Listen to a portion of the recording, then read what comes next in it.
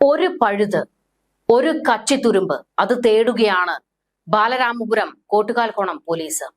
2.5 വയസ്സുകാരി കൊല്ലപ്പെട്ടതിൽ മാതാവിന് കൃത്യമായ പങ്കുണ്ട്. പക്ഷേ ശ്രീതു എന്ന അമ്മ, അങ്ങനെ വിളിക്കാൻ കഴിയില്ല, ആ രാക്ഷസി എന്നാണ് ആ നാട്ടുകാർ ഇപ്പോൾ ശ്രീതുവിനെ വിളിക്കുന്നത്. അവർ ജഗജില്ലിയാണ്. ഒരു കൊലപാതകം നടത്തിയിട്ട് അതിൽ നിന്ന് അടപടലം അങ്ങ് രക്ഷപ്പെട്ട് ഓടാൻ സ്വന്തം അനുജനെ കുടുക്കിയതാണോ എന്നുള്ള ചോദ്യമാണ് ഇപ്പോൾ ശക്തമാകുന്നത്. ആ കുഞ്ഞിനെ കൊന്നത് ശ്രീതു തന്നെയാണ് എന്നുള്ളത് ഈ വിഷയത്തിലെ പല കാര്യങ്ങൾ തുടക്കം മുതൽ ചർച്ച ചെയ്തപ്പോൾ വ്യക്തമായതാണ്.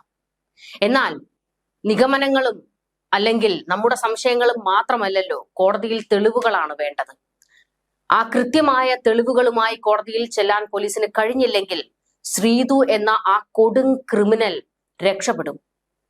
ഞാനാണ് കൊലപ്പെടുത്തിയത് എന്ന് കുട്ടിയുടെ അമ്മാവൻ ഹരികുമാർ കുറ്റം ഏറ്റെടുത്തു കഴിഞ്ഞിട്ടുണ്ട്. പക്ഷേ ഹരികുമാറിന് ആ കൃത്യം എങ്ങനെ നടത്തിയെന്ന് പോലീസിനോട് വിവരിക്കാൻ കഴിയുന്നില്ല.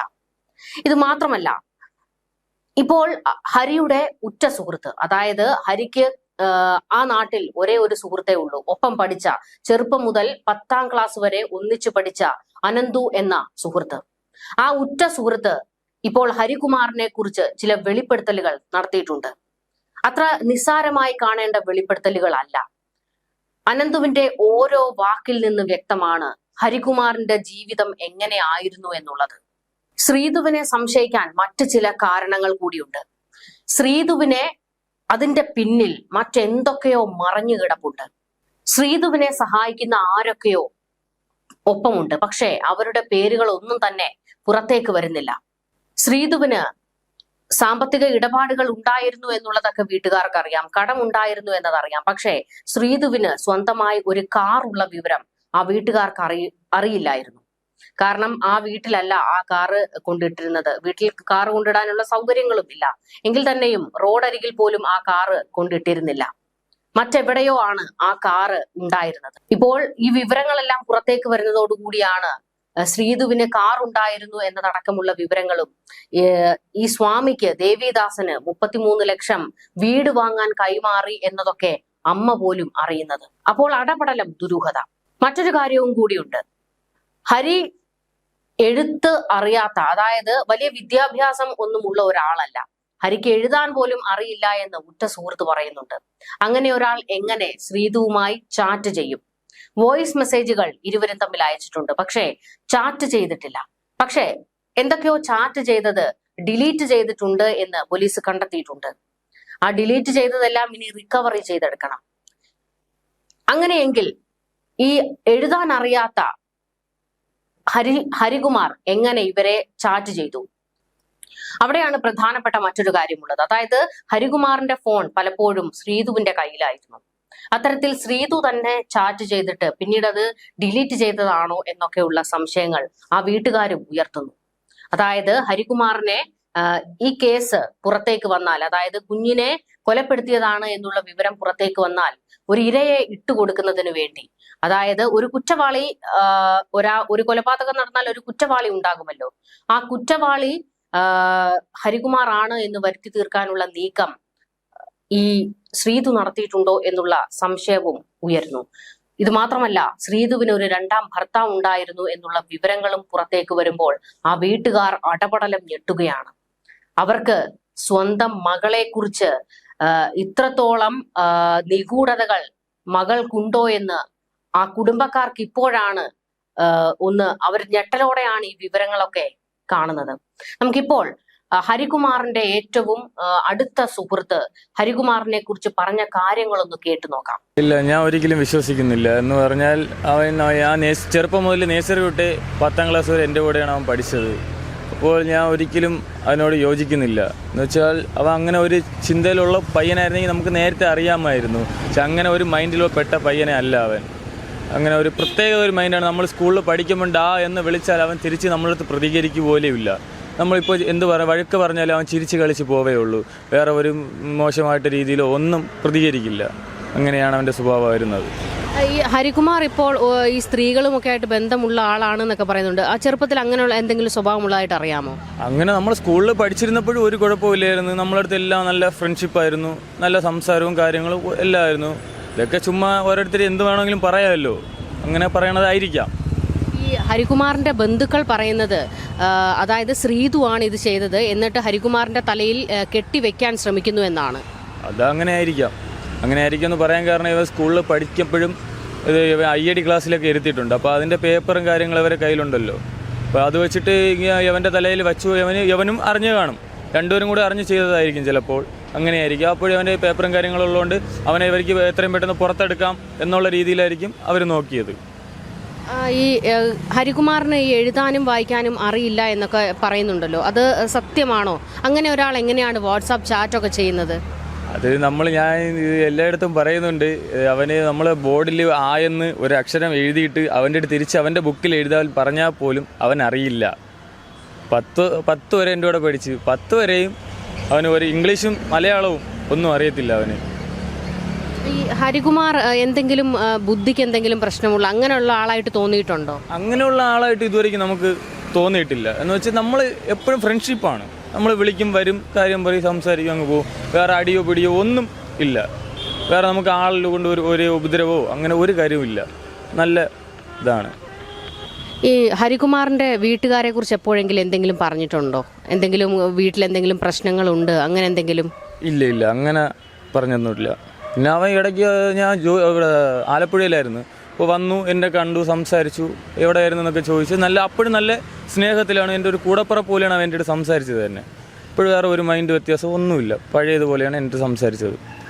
ഈ ഹരികുമാർ ഈ ചേച്ചിയുടെ, അതായത് ശ്രീതുവിൻ്റെ മക്കളോട് എങ്ങനെയാണ്? മക്കളോട് ഈ ശ്രീതു ചേച്ചിയുടെ അച്ഛൻ മരിച്ച സമയത്ത് അതിന് മുമ്പേ, അതിന് 2-3 ദിവസം മുമ്പേ ഇവൻ്റെ കയ്യിൽ അയാളെ മരിച്ച കൊച്ച് ഇവൻ്റെ കയ്യിലിരിക്കുന്നത് കണ്ട്, നല്ല റോഡിൽ നിൽക്കുന്നത് കണ്ട്, ഇപ്പോഴും നല്ല ഇതായിട്ടാണ് നിന്നത് അവിടെ. ഈ ഹരികുമാറിന്റെ കുടുംബം എങ്ങനെയാണ്? അവർക്ക് അന്ധവിശ്വാസം, പൂജ അങ്ങനെയുള്ള കാര്യങ്ങളൊക്കെ ഉള്ളവരാണോ? അങ്ങനെ ഉണ്ടായിരുന്നു. നേരത്തെ അവരെ വീട്ടിൽ ക്ഷേത്രവും കാര്യങ്ങളൊക്കെ ഉണ്ടായിരുന്നു ചെറിയ രീതിയിൽ. പിന്നെ ഹരികുമാറിൻ്റെ അമ്മയെന്ന് പറയുന്നത് അവിടെ നമ്മളെ ക്ഷേത്രത്തിൽ തൂക്കാനും സഹായിക്കാനും ആ ഒരു രീതിയിലൊക്കെയാണ് പൊയ്ക്കൊണ്ടിരുന്നത്. പിന്നെ അംഗൻവാടിയിലുള്ള ആയായിരുന്നു, അങ്ങനെയൊക്കെ ആയിരുന്നു. ഈ ഹരികുമാറിന് എന്തെങ്കിലും സാമ്പത്തിക പ്രശ്നങ്ങൾ അങ്ങനെയുള്ളതായിട്ട് വല്ലതും അറിയാമോ? അവന് സാമ്പത്തികമായിട്ട് ബുദ്ധിമുട്ട് വരാൻ വേണ്ടി അവൻ കല്യാണം കഴിഞ്ഞിട്ടില്ല, പിള്ളേരില്ല, പിന്നെ എങ്ങനെ അവന് സാമ്പത്തികമായിട്ട് ബുദ്ധിമുട്ട് വരും എന്നാണ് ഞാൻ ചോദിക്കുന്നത്. അങ്ങനെയുള്ള ഒരു വ്യക്തിയാണെങ്കിൽ സ്വാഭാവികമായിട്ട് കടമുണ്ടാവും. എന്ന് വെച്ചാൽ പിള്ളേരെ കാര്യം, ഭാര്യ, പിന്നെ അങ്ങനെ കല്യാണ ചിലവ് അങ്ങനെയൊക്കെ വരും. ഇത് വേറെ ഒന്നുമില്ലല്ലോ. ഈ ഹരികുമാറിന്റെ അച്ഛൻ എങ്ങനെയാണ് മരിച്ചത്? അച്ഛൻ മരിച്ചത് ക്യാൻസർ എന്നാണ് പറയുന്നത്. അത് നമുക്ക് കറക്റ്റായിട്ട് അറിയില്ല. ക്യാൻസർ എന്ന് പറഞ്ഞാണ് മരിച്ചത്. ഈ ഹരികുമാറിനെ ചെറുപ്പം മുതൽ അറിയാവുന്ന ഒരാളെന്ന നിലയിൽ ചോദിക്കുകയാണ്. ഹരികുമാർ ഇപ്പോൾ ഏറ്റെടുത്തിട്ടുണ്ട്, കുറ്റം ഞാനാണ് ചെയ്തത്, കുഞ്ഞിനെ ഞാനാണ് കൊല ചെയ്തത് എന്ന് ഹരികുമാർ തന്നെ ഏറ്റെടുത്തിട്ടുണ്ട്. പക്ഷേ പോലീസിന് അതിലേക്ക് എത്താനുള്ള മോട്ടീവ് എന്താണ്, ഹരികുമാർ അത് ചെയ്യാനുള്ള മോട്ടീവ് എന്താണ്, അതൊന്നും ഇതുവരെ കണ്ടുപിടിക്കാൻ പോലീസിന് പോലും കഴിഞ്ഞിട്ടില്ല. അപ്പോൾ പോലീസിനെ പോലും കുഴപ്പിക്കുന്ന ഒരു നടപടിയാണുള്ളത്. അവിടെയാണ് ശ്രീതുവിനെ സംശയിക്കുന്നത്. ഈ ശ്രീതു ആളെങ്ങനെയാണ്? അത്തരത്തിൽ എന്തെങ്കിലും അറിയാമോ? അത്തരത്തിൽ ആൾ പാവമാണ്, പക്ഷേ ഇങ്ങനെയൊക്കെ ചെയ്യാൻ ഒരു മൈൻഡ് ഉണ്ടെന്നാണ് എൻ്റെ ഒരു വിശ്വാസം. എന്ന് വെച്ചാൽ ശ്രീതുവിൻ്റെ അമ്മ, ഈ അച്ഛൻ മരിക്കുന്നതിന് ഒരു 2 ആഴ്ചയ്ക്ക് മുമ്പ് ശ്രീതുവിൻ്റെ അമ്മ ഇങ്ങനെ കിണറ്റിലൊക്കെ ചാടാൻ നോക്കി. അപ്പോൾ നമ്മളൊക്കെ അറിഞ്ഞത് കടം കൊണ്ടാണ് എന്ന്. പിന്നെ ഇന്നലെ അവരൊക്കെ പറഞ്ഞു സ്വാമി പറഞ്ഞിട്ടാണ് ഇങ്ങനെയൊക്കെ ചെയ്തത് എന്നൊക്കെയാണ് പറയുന്നത്. ഇത്തരത്തിലുള്ള വിശ്വാസങ്ങൾ അതിനോടൊക്കെ യോജിക്കുന്നുണ്ടോ? ഞാൻ യോജിക്കുന്നില്ല ഒരിക്കലും. അതിനെ കൊണ്ട് നടക്കാത്ത കേസാണ്. ഈ സ്കൂളിൽ അധ്യാപകരൊക്കെ ഹരികുമാറിനോട് എങ്ങനെയായിരുന്നു? മറ്റു കുട്ടികളൊക്കെ എങ്ങനെയായിരുന്നു? അവർ നല്ല സ്നേഹമായിരുന്നു. എല്ലായിടത്തും നല്ല ഫ്രണ്ട്ഷിപ്പാണ് എല്ലാ കുട്ടികളുടെ അടുത്തും. നമ്മളെ ക്ലാസ് മാത്രമല്ല, എല്ലാവരുടെ അടുത്തും ഓപ്പണായിട്ട് എന്തെങ്കിലും സംസാരിക്കും. അങ്ങനത്തെ ഒരു മൈൻഡാണ്. വേറെ നമ്മൾ അടിക്കുകയോ പിടിക്കുകയോ അങ്ങനെ ഒരു ശല്യവും ഇല്ല, വേറെ ഒരു കുഴപ്പമില്ല. അങ്ങനെയാണ്. ഈ ഹരികുമാർ 10ാം ക്ലാസ് വരെ പഠിച്ചിട്ടുള്ളോ? 10ാം ക്ലാസ് വരെ പഠിച്ചിട്ടുണ്ട്.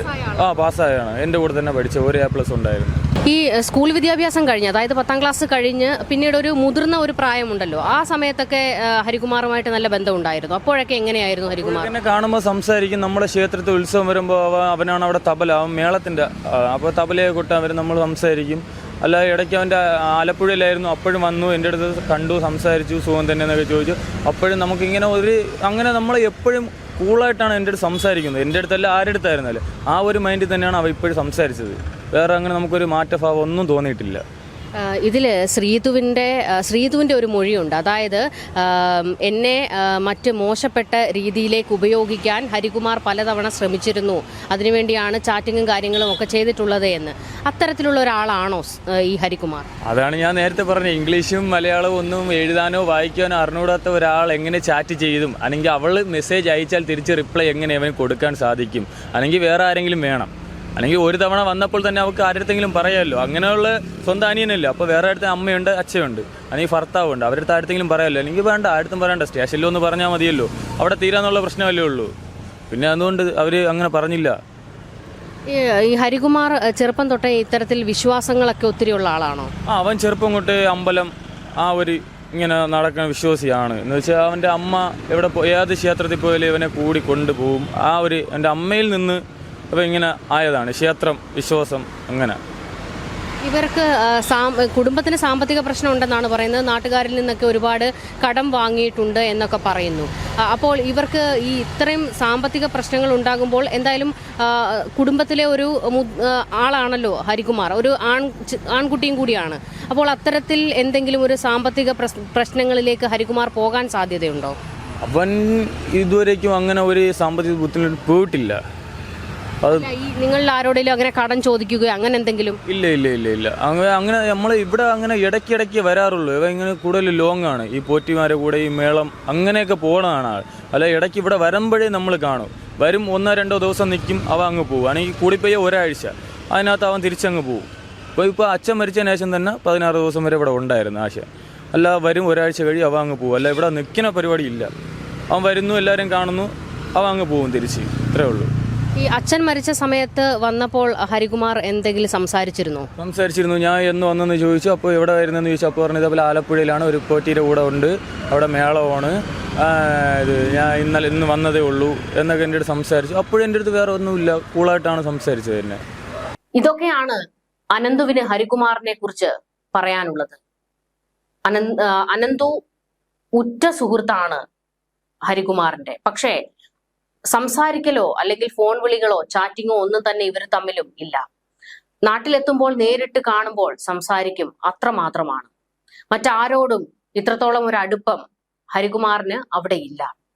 ശ്രീധുവിന്റെ 2ാം ഭർത്താവിനെ കുറിച്ചുള്ള വിവരങ്ങൾ പുറത്തുവിട്ടത് ദേവിദാസൻ എന്ന പൂജാരിയാണ്. അതായത് പോലീസിന് ദേവിദാസൻ കൊടുത്ത മൊഴിയാണത്.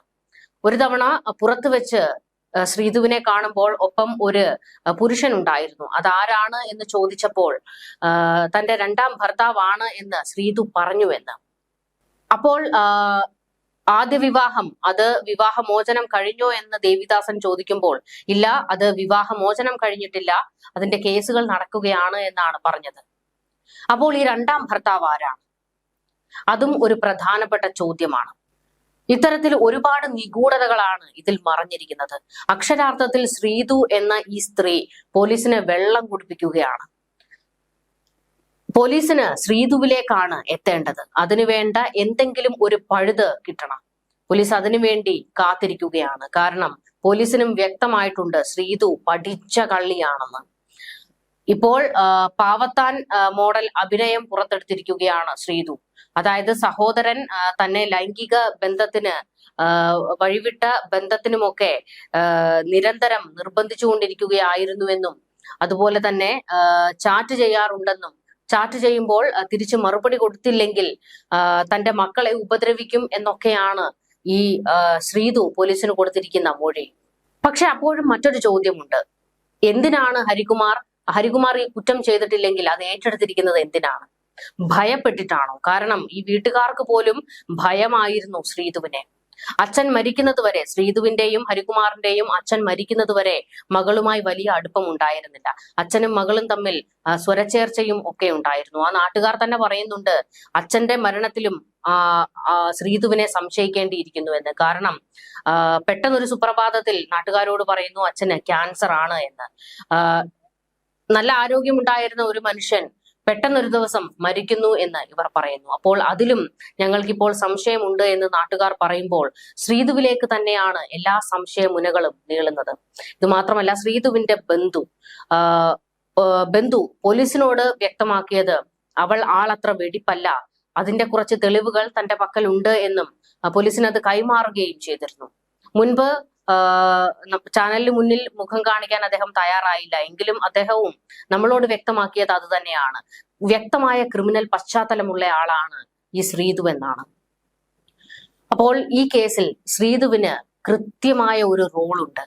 ഇവർ പറയുന്നത് പോലെ ഇവർക്കൊരു രണ്ടാം ഭർത്താവ് ഉണ്ടെങ്കിൽ ഇനി അയാൾക്ക് വേണ്ടിയാണോ ആ കുഞ്ഞിനെ ഇല്ലാതാക്കിയത് എന്നുള്ള ചോദ്യം ശക്തമാണ്. അത്തരത്തിലൊരു രണ്ടാം ഭർത്താവ് ഉണ്ടെങ്കിൽ ഇനി അയാളെയാണ് തൂക്കിയെടുക്കേണ്ടത്. ന്യൂസ് ഡെസ്ക് മലയാളി വാർത്ത ഇൻസൈഡ്.